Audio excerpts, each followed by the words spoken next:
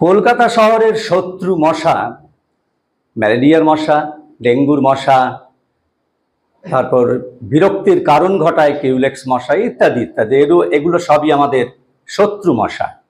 এই মশাগুলোকে দেখতে কেমন, মশাগুলো কোথায় ডিম পাড়ে, কোথায় জন্মাচ্ছে, এদের গোপন ঘাঁটিগুলো কি কি আছে, এই ছোট্ট ছোট্ট শত্রুদের গোপন ঘাঁটি অর্থাৎ এদের বাচ্চারা কোথায় থাকে, এসব বিষয়, এই বাচ্চাদের মারতে গেলে কোথায় কোন কৌশল অবলম্বন করা উচিত সেগুলো, এবং কোন কীটনাশক কতটা কোথায় কদিন পর পর ব্যবহার করতে হবে, কেমিক্যাল মিসাইল এবং বায়োলজিক্যাল মিসাইল, আমাদের টেমিফস, বিটিআই ইত্যাদি ইত্যাদি ব্যবহার করার কায়দা আমাদের আজকে এখানে থিওরিটিক্যাল ক্লাসে শেখানো হলো কলকাতা পুরসভার মশা গবেষণাগারে।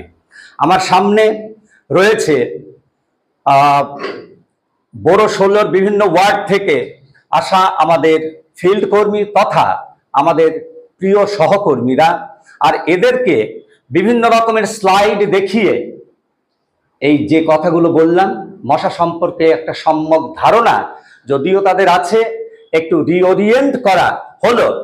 এইটা স্লাইড দেখিয়েছে, ট্রেনিংটা দিয়েছে ডক্টর শ্রীময়ী বাসু, আমাদের ভেক্টর কন্ট্রোল অফিসার।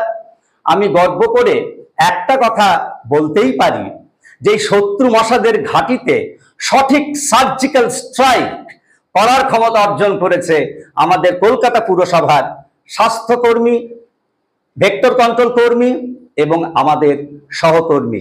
আমরা সবাই তাদের জন্য গর্বিত।